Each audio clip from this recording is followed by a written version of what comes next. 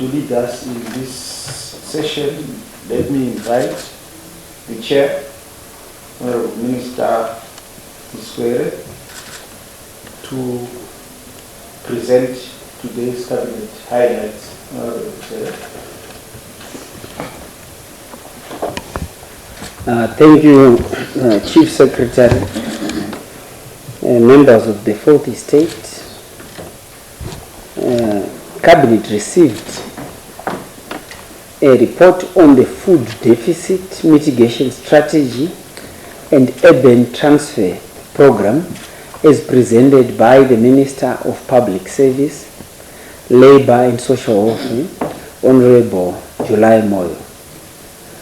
Cabinet would like to advise that grain distribution increased during the week beginning 20 June 2024. A cumulative total of 51,415 metric tons of grain had been distributed to vulnerable and food insecure people by 25 June 2024 as follows. Manicaland Province 7,718 metric tons, Mashonaland Central 5,891 metric tons, Mashonaland East 5,207 metric tons, Mashonaland West 6,228 metric tons, Mashingo 10,243 metric tons, Matebeleland North 3,215 metric tons, Matebeleland South 4,803 metric tons, and Midlands Province 7,845 metric tons. Additionally, a total of 2,816 metric tons had been collected across all provinces under the Zunde Ramambo Ispasha Senkosi program.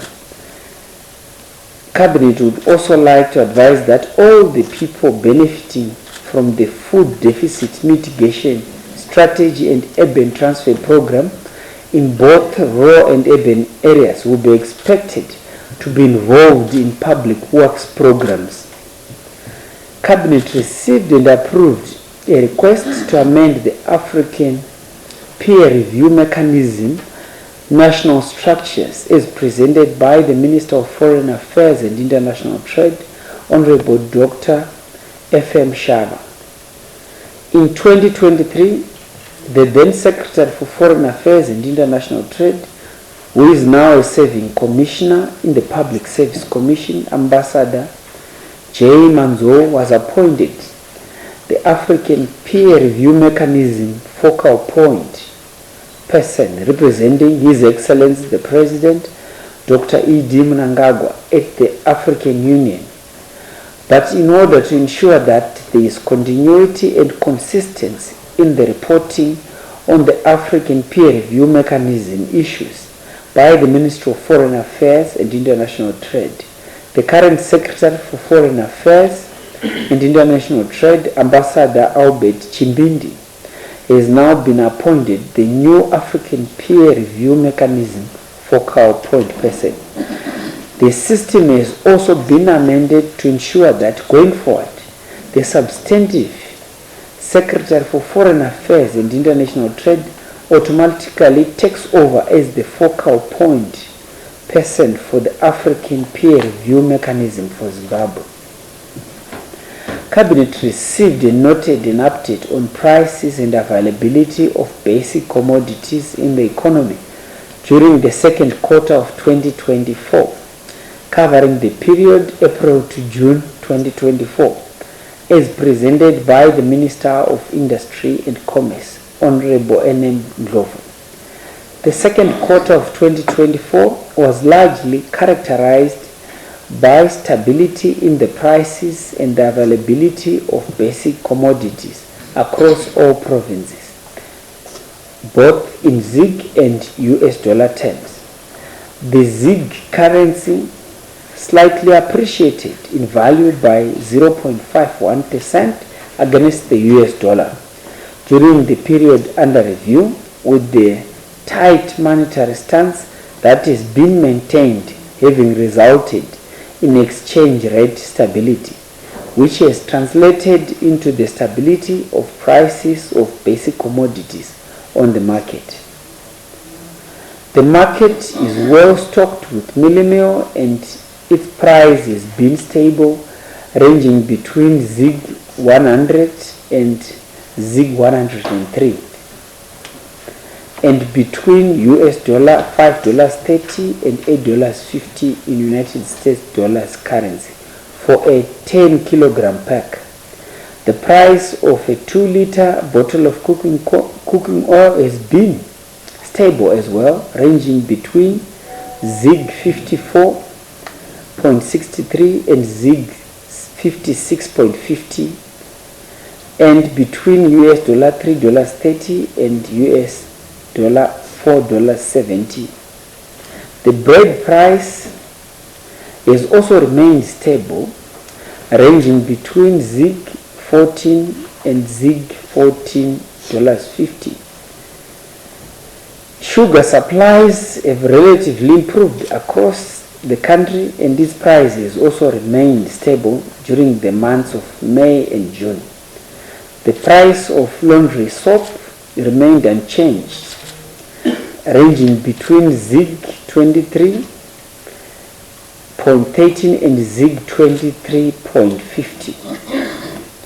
The prices of most basic commodities in the formal sector are gradually converging with prices in the informal market, and the prices of some basic commodities such as cooking oil and mealie meal decreased in response to the measures that have been put in place to deal with price increases, which we have witnessed during the first quarter of 2024. There is improved ZiG uptake in the market, with transactions on point-of-sale swipe machines seen to be dominant in major formal retail outlets. Most outlets have pegged their products in ZiG, while some few still display their prices in US dollars, although the prices are payable in both currencies. In most retail shops, 80% of the formal retailers' transactions are currently in ZiG, while 20% is in United States dollars. Cabinet received and noted the National Health Strategy Performance Report for the 2021 to 2024 period, as presented by the Minister of Health and Childcare, Honorable Dr. Mombeshora. During the first half of the National Health Strategy, life expectancy for female population increased from 66.5 years to 68 years, while its life expectancy for males remained at 61 years. The country met the recommended 2010 World Health Report threshold public health expenditure per capita in 2021. Public health expenditure per capita has been increasing since the start of the implementation of the National Health Strategy. There was a general increase in the availability of medicines in health facilities from 51% in 2020 to 54.1% in 2021. In the second quarter of 2022, almost 96% of public health facilities had at least 80% of the essential medicines in stock. Anti-malarial ARVs and anti-TB medicine stocks remained adequate during the period. Zimbabwe has made progress in responding to the HIV pandemic over the years. In 2021, the proportion of people living with HIV who were put on antiretroviral therapy was 98%. The AIDS mortality rate continues to decline.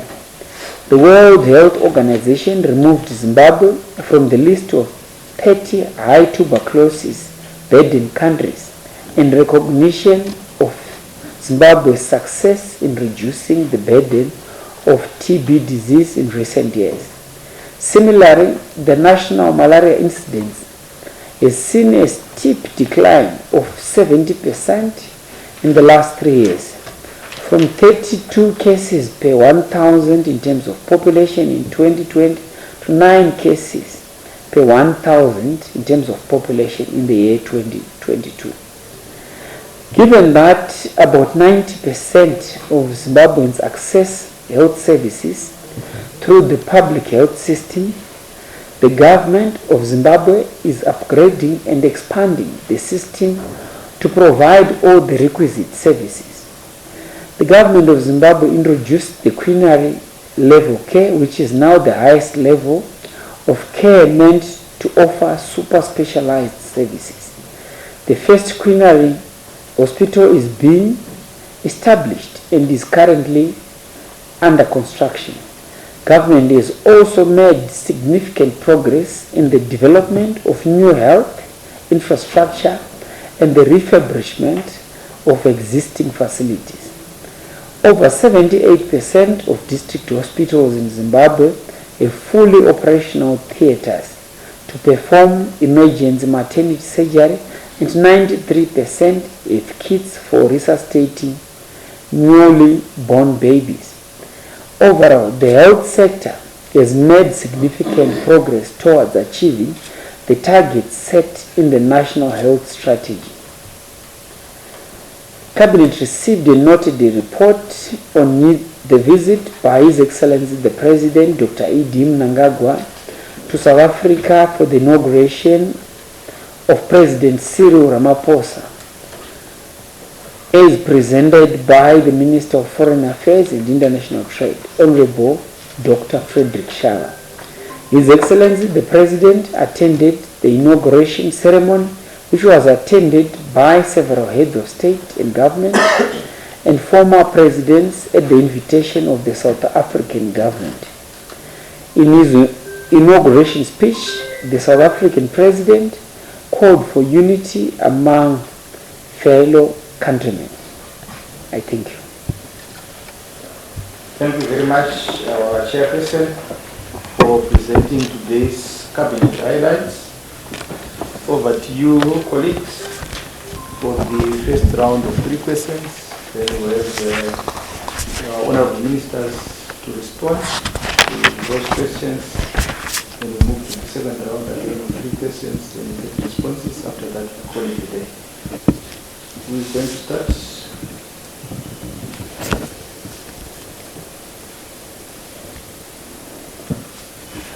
They seem satisfied. Yes. Over to you. Yes.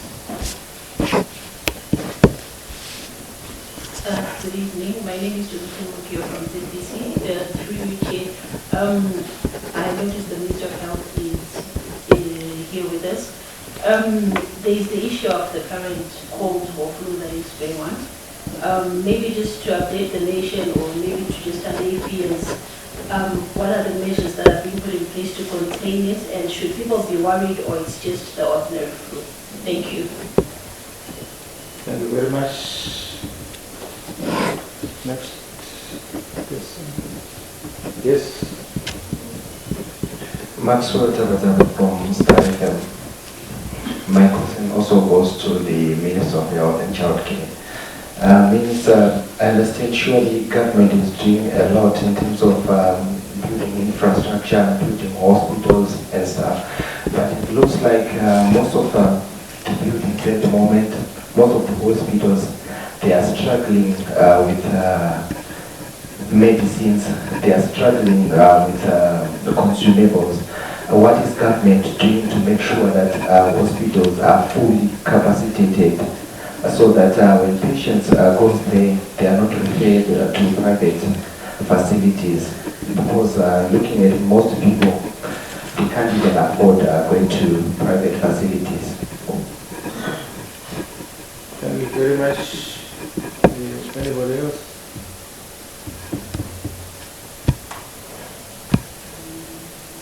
Over to you, Honorable Minister. Thank you, Chief Secretary. Josephine, the first question. was not discussed in cabinet today, but I'm going to arrange for you so that you can have a discussion, concerns and answer session with the Minister of Health and Childcare, Dr. Mombeshwara. You advise me of the dates, but possibly this week. You can invite anyone else. The second issue from Star FM, it relates to hospitals struggling with consumables. That do you have any plan that has been put in place, Dr. Mombeshwara, to deal with that challenge? I know a lot of people are now seeking medical attention from public hospitals more than from the private sector. As a result, that there is increased demand for service in our public institutions. I think everything is in place to increase the drugs and to increase equipment for service in our hospitals. Maybe let me try by telling you that we have procured quite a lot of equipment to equip our labs so that people in the private sector, in the public sector, don't have to seek tests in the private sector. We have received quite a lot of laboratory equipment. In some areas, delays have been caused by renovations that need to be done to the infrastructure to suit the modern equipment that we are now purchasing.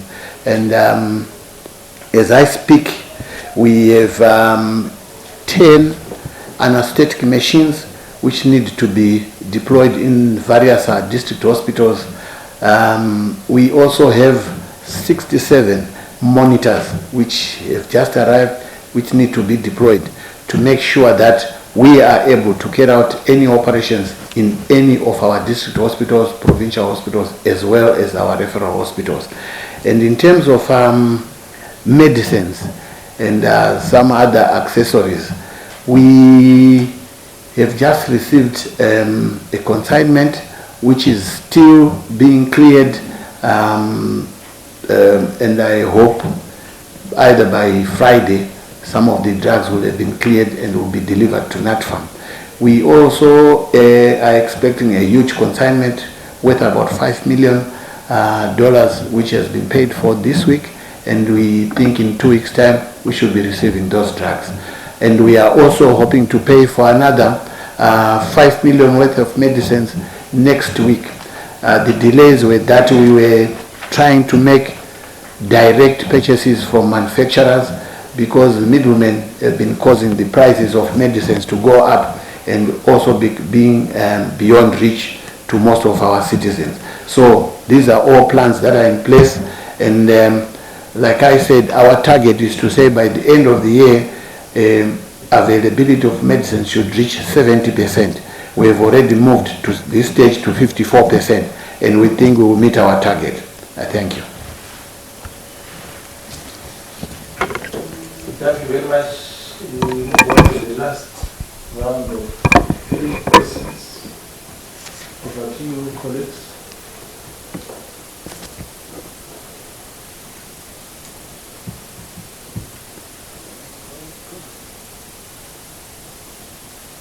If you are satisfied, we come to the end of today's post-cabinet briefing. Thank you very much. We'll meet next week.